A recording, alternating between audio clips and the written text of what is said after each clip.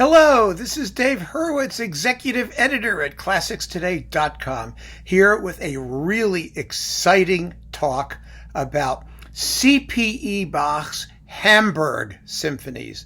The 6 Hamburg Symphonies. They have a Wotquen number, a WQ number, like Mozart has Kerschel numbers, and the WQ number for these 6 symphonies is 182. C.P.E. Bach didn't write that many symphonies, or at least not that many have survived. So, there's basically only about, a dozen and a half or so. So remember 182, Wotquen 182. That's how you know you're getting the right ones. Sometimes they will be called the Hamburg Symphonies because he wrote them in Hamburg in 1773. Now, C.P.E. Bach was, of course, the famous Bach in his day. It wasn't his dad. And nowadays, we sort of sit around and poo-poo that. It's like, those stupid people, they like C.P.E. Well, let me tell you something, folks. C.P.E. Bach was a major genius and a seminal figure in the history of music in the 18th century, particularly in the evolution of the classical style. He influenced Haydn and Mozart, and his own music is superb, particularly as a composer for the keyboard. He wrote the treatise on how to play the keyboard. He was an amazing musician. He also was one of the few composers who ever, in the history of all of classical music, made a living as a composer. He published and sold his own stuff. He had an industry going basically from his house that he ran with his wife and daughter, and his publisher, I think, was Breitkopf and Härtel, but he sold his stuff mostly by subscription and made a very good living at it. He worked terribly hard and was just such an amazing guy. The real sort of first exemplar of an independent middle-class craftsman who was a composer, who sold music, difficult music.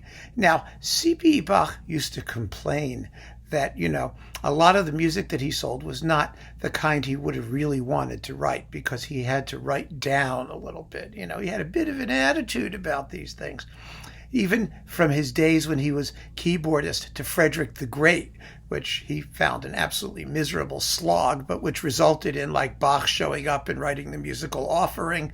He was there for a long time in the court of Frederick the Great, hating every minute of it because he thought Frederick the Great, who played the flute, was basically a very conservative, stiff, stodgy. For all of his enlightened qualities, he was not a musician of C.P.E. Bach's quality, So anyway, the bottom line is this. C.P.E. Bach was hanging around in Hamburg in 1773, and the other guy who was hanging around in Hamburg in 1773 was Baron Gottfried van Swieten. Gottfried van Swieten.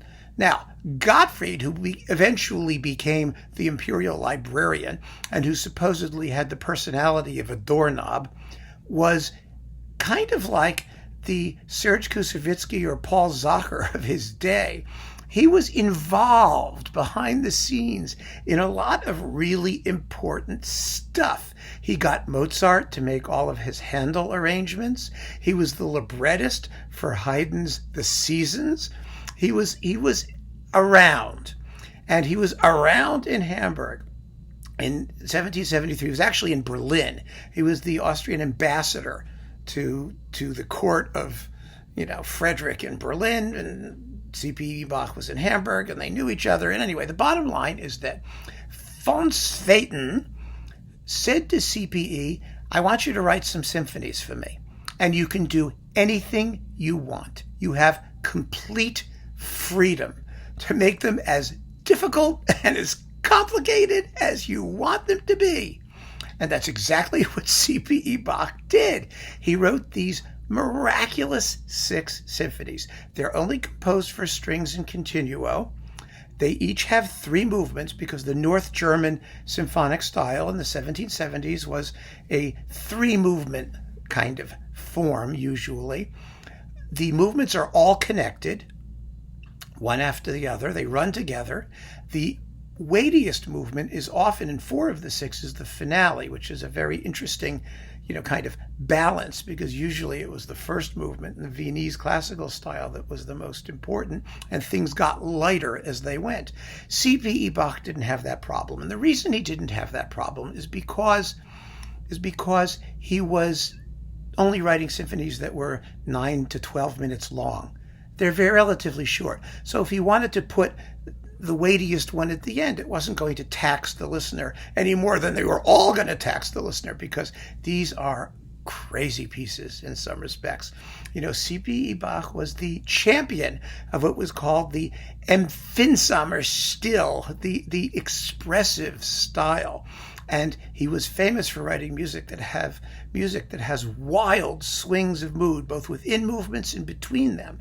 And he packs all of this extraordinary contrast into a very, very short space usually.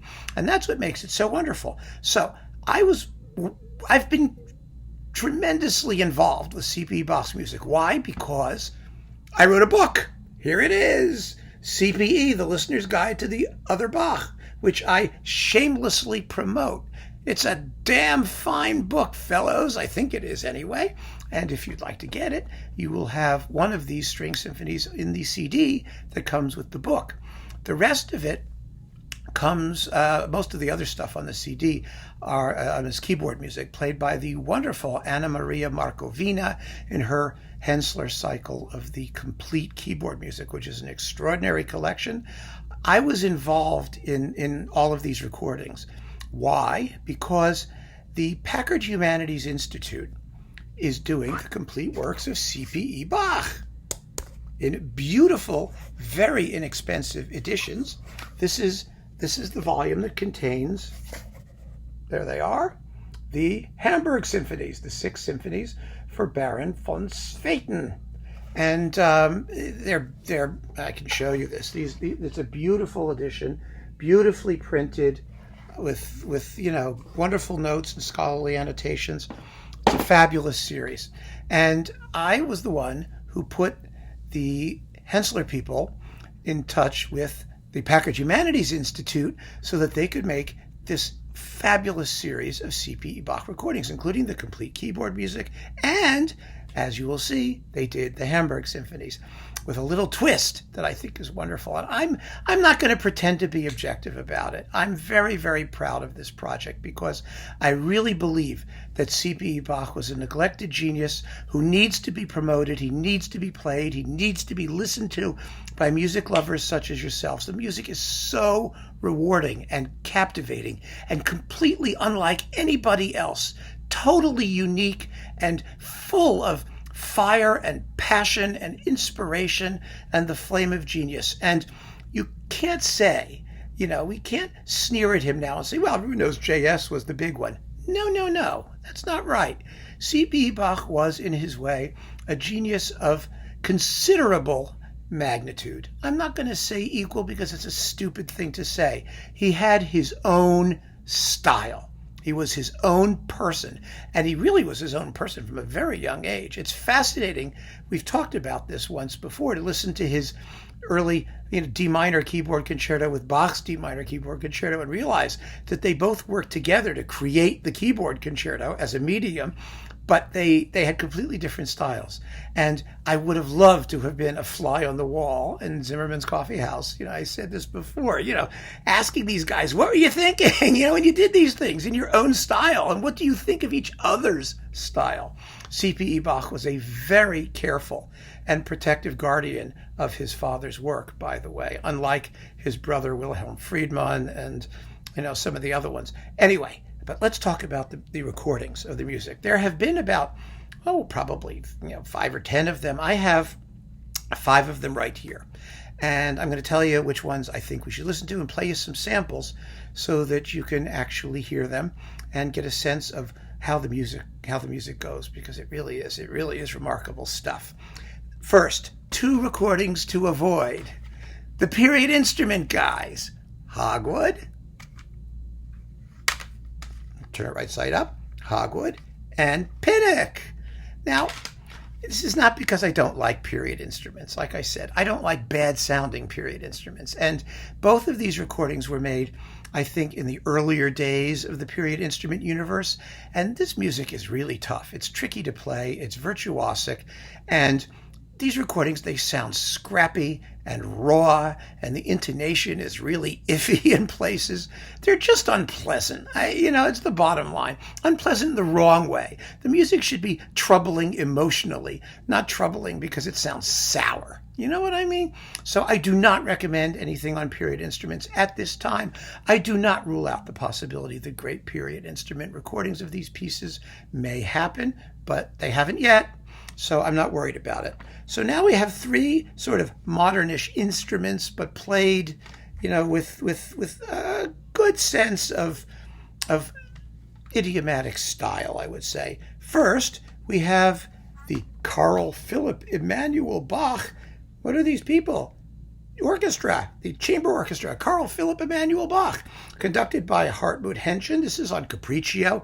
It was part of their big CPE Bach box sort of series things, but you can probably get it separately. Very, very nice performances. Well played, attractive, warm sounding, and lovely. However, there are two recordings that I really recommend.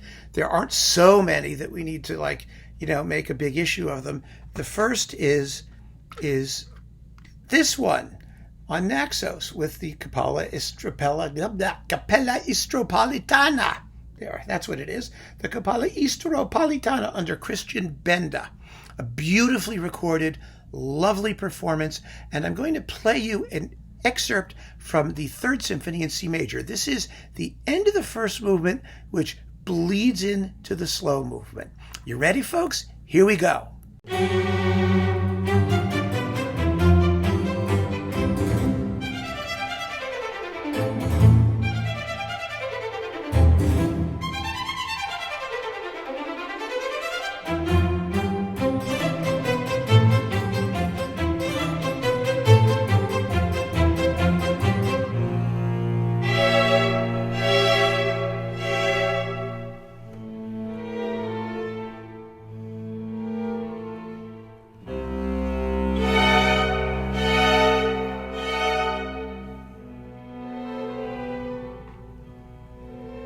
Now, wasn't that something special, huh? Really cool. I mean, don't you love the way that slow movement opens? It's a shocker, isn't it? It's a tritonal, chordal grind. And it's just a scream is what that is. It's a primal scream and such depths of sadness after this hysterically sort of, jumpy and fidgety first movement in C major. It's wonderful. It's just wonderful. And the other recording that I really, really love is this one, which is on Hänssler.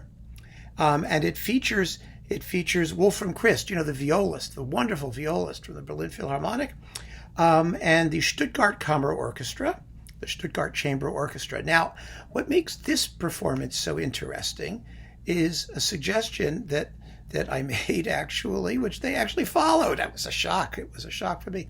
I said, don't use a harpsichord for the continuo. Use a forte piano. Give it a shot. Try it. And because the reason I suggested it was because, most continuo parts in these recordings are always too loud. A continuo is an accompaniment. It's not supposed to be a solo concerto-like feature. And one of the wonderful things about a forte piano is that, it has the ability to play loud and soft, right?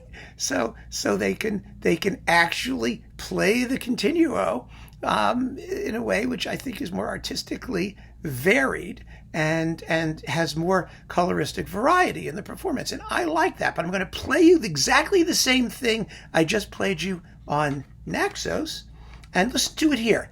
And you let me know what you think, and if you think it's any better or not. It's entirely up to you. Get both of them. They're both wonderful and quite different sounding, so it justifies the purchase. So here.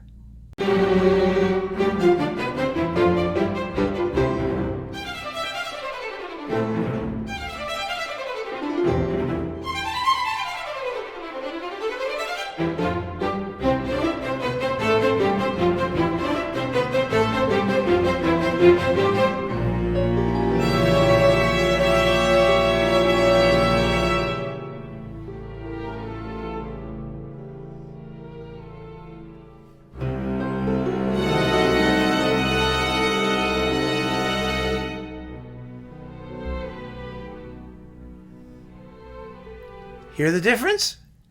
Isn't that interesting? And C.P.E. Bach, by the way, did not leave his continuo parts to chance. He's quite specific. He writes out all the figures. He indicates when the left-hand bass line should play alone without any chord filling out in the right hand. He's very, very detailed. He did not want to leave it to chance. In fact, his scores are quite remarkably specific for their era in terms of dynamics and phrasing and everything. He wrote it. He's like his father. He wrote it all out. He didn't want to leave it up to the performers to just wing it. So, but even with that, there is, as you could hear from these two samples, a tremendous range of interpretive possibility in this music in terms of tempo and articulation and sound. And I really think that we're just beginning to really get a sense of how this music can sound, what we can do with it, what it expresses. I really believe we're just discovering the genius of C.P.E. Bach. And that's why I recommend that you keep on listening to these Hamburg symphonies and draw your own conclusions. Get into it. It's a world for you that you can experience and really, really get into. Sink your teeth into. The music has meat. It's got muscle. It's got stuff. It's substantial. And I think these pieces are just a joy from first note to last. So I do hope you enjoy them, and thank you for your time and attention.